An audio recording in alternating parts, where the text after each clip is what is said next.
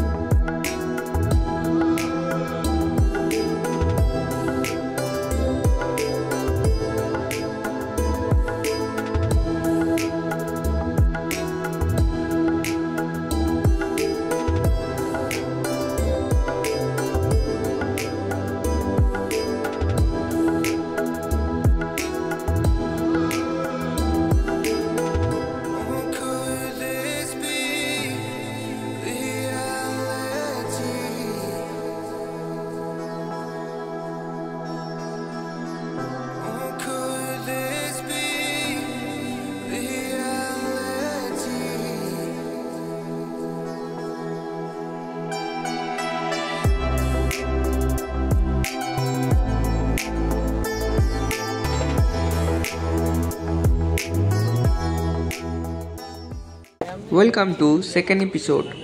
আজকের এই ভিডিওর মাধ্যমে দেখাবো আম্বাজি ঠাকুরের মন্দির। আর যেখান থেকে আমি যাচ্ছি এটা হচ্ছে গ্রিনার নেমিনাথের মন্দির।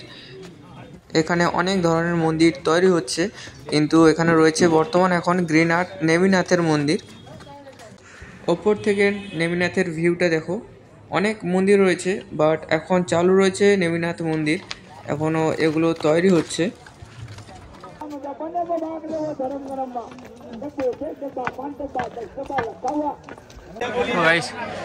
ফাইনালি পৌঁছে গেছি অনেকটা।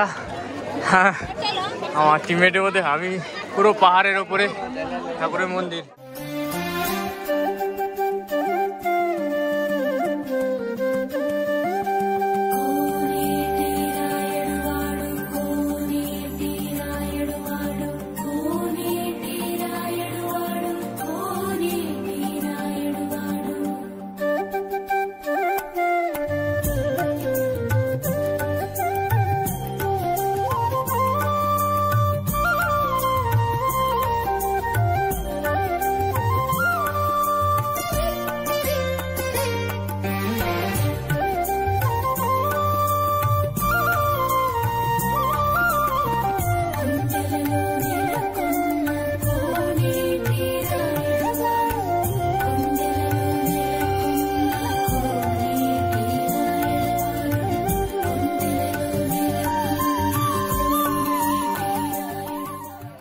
তো মন্দিরের সামনে এত ভিড় হওয়ার কারণটা হচ্ছে সব রোপে আসছে, কারণ তোমরা তো ভিডিওতে দেখেছো আমার পেছনে বলো সামনে বলো 1 থেকে 2 থাকে, তো এর বেশি নেই ওখানে।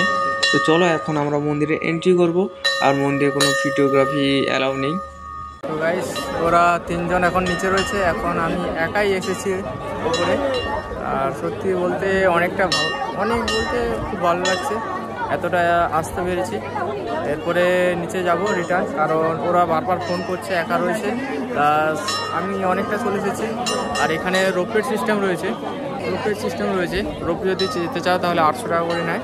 আর ফুললি আমি সিঁড়ি 10,000 সিঁড়ি একদম ফুল কমপ্লিট করেছি, একাই এসেছি। তো চলো এবার রিটার্ন যাই। সাবস্ক্রাইব লাইক করে দাও।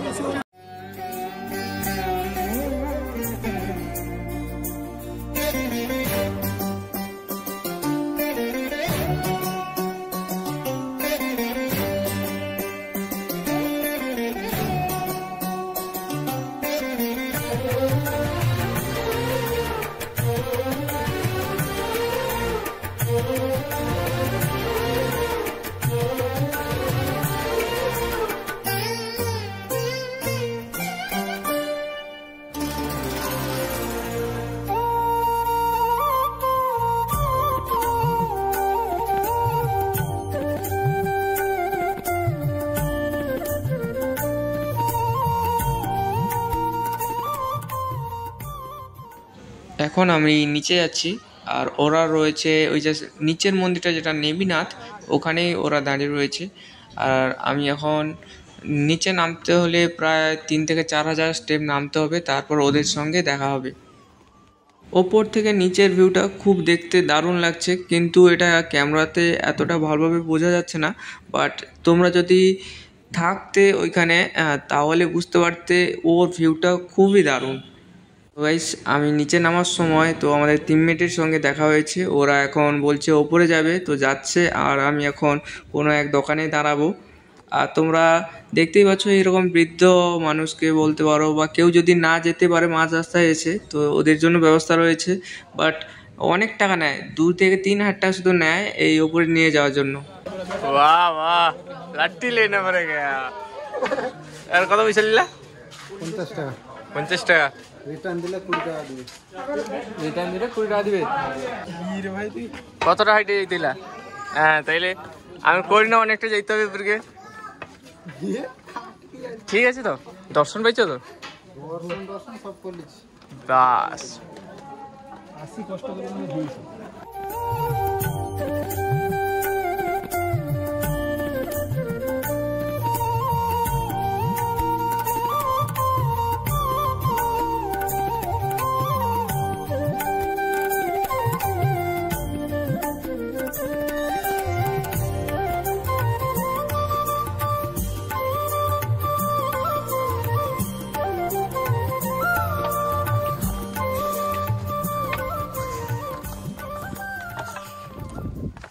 শেষ পর্যন্ত আমাদের যে 3 জন ছিল বাকি ওপরে যাওয়ার জন্য, ওরাও গিয়ে দর্শন করে সব চলে এসেছে। এখন আমরা নিচে নামছি। আর নিচে নামতে গেলে প্রায় লেগে যায় 3 ঘন্টার মতন। তো এখন ধীরে ধীরে নামছি, কারণ এমনিতেই ওপরে উঠতে অনেকটা টাইম লেগেছে, তারপরে পায়েও ব্যথা। আর নিচে নামার জন্য সবাই প্রায় লাঠি ইউজ করছে, আর আমাদের টিমমেটের মধ্যে একজনই নিয়ে খুবই ধীরে ধীরে যাচ্ছি। আর দেখতে পাচ্ছ অনেকটা খারাপ সিঁড়ি, কারণ ওপরে ওঠার সময় মনে হয়নি, কিন্তু নিচে নামার সময় বোঝা যাচ্ছে অনেকটা খাড়া রয়েছে। সামনে যেই বড় পাথরটা দেখতে পাচ্ছ, এটা এইখানে পুজো হয়। আর এই যে বড় পাথরটা, এর অনেক ঐতিহাসিক রহস্য রয়েছে, যেটা ইউটিউবেও রয়েছে। শুনেছি এইখান থেকে যে এই পাথরটা যদি পড়ে যায় তাহলে জুনাগড় দেশটা একদম ধ্বংস হয়ে যাবে। আর যদি এর কোনো ঘটনা তোমরা জানতে ইন্টারেস্ট থাকো, তাহলে আমি এই সম্বন্ধে ভিডিওর লিঙ্ক আমার ডেসক্রিপশানে দিয়ে দেবো, তোমরা গিয়ে চেক করতে পারো।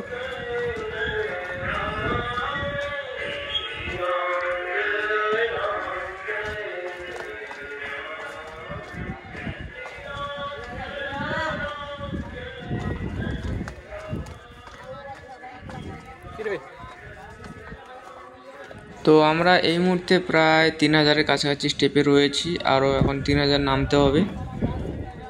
আর নামার সময়ও সবার অবস্থা একদম খারাপ হয়ে গেছে, কারণ রোদও, ওঠার সময়ও রোদ ছিল আর নামার সময়ও। আর জলও কম খাওয়া হচ্ছে, তার জন্য সবারই হালাত একদম খারাপ। তো তার মধ্যে তোমাদের ব্লগটি কেমন লাগলো তো কমেন্টে জানাও, আর অবশ্যই সাবস্ক্রাইব করে নাও। আমরা এখন 1000 থেকে 2000 স্টেপ নামার পর রেস্ট নিচ্ছি।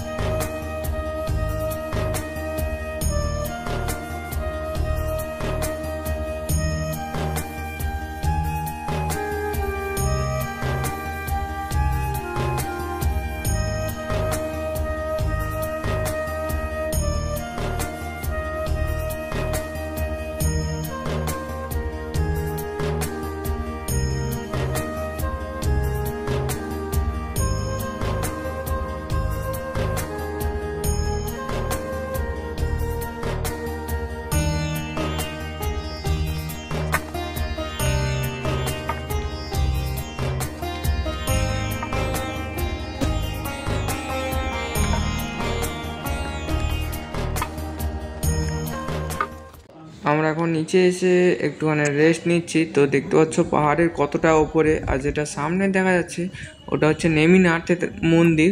কিন্তু ওর সামনে গিয়েছিলাম। আর তোমরা এই ভিডিওটা দেখো নিমনাথ ওপর থেকে কেমনটা লাগে। আমরা কিন্তু এখন অনেকটা নিচে চলে এসেছি, আর মাত্র বাকি রয়েছে 1000 থেকে 13,000 মতন স্টেপ। তো ওটা কমপ্লিট করলে আমরা একদম বাইরে চলে যাব। আর মন্দিরটা সত্যি অনেকটা হাইটে ছিল, এটা আমরা নিচে এসে দেখে বিশ্বাস করতে পারছি না যে এতটা হাইটে আমরা উঠতে পেরেছি। বর্তমান সবাই গিয়েছিলাম, মন্দিরে দর্শনও পেয়েছি। এরপরে ওখানে কোনো টিকিটের কোনো সিস্টেম নেই, কোনো পয়সা টয়সার কোনো ঝামেলা নেই। তোমরা যাবে, ডাইরেক্ট দর্শন করবে, আবার নেমে আসবে।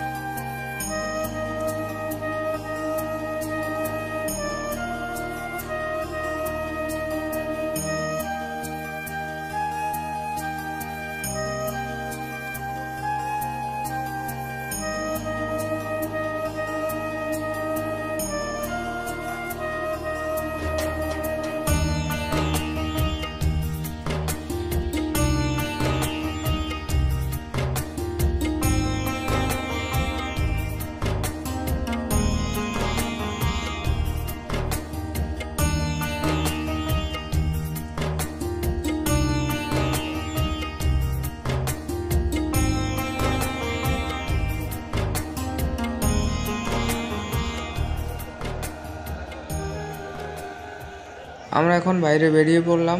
এরপর আমরা যাব জুনাগড়। জুনাগড় থেকে ওখানে আমরা গাড়ি ধরে যাব যেতপুর, তারপরে রাজকোট। তো এখন চলো কিছু খাওয়া দাওয়া করে নেই। ব্যাস গাইস, এখানে খাওয়া দাওয়া হবে গুজরাটি খাবার।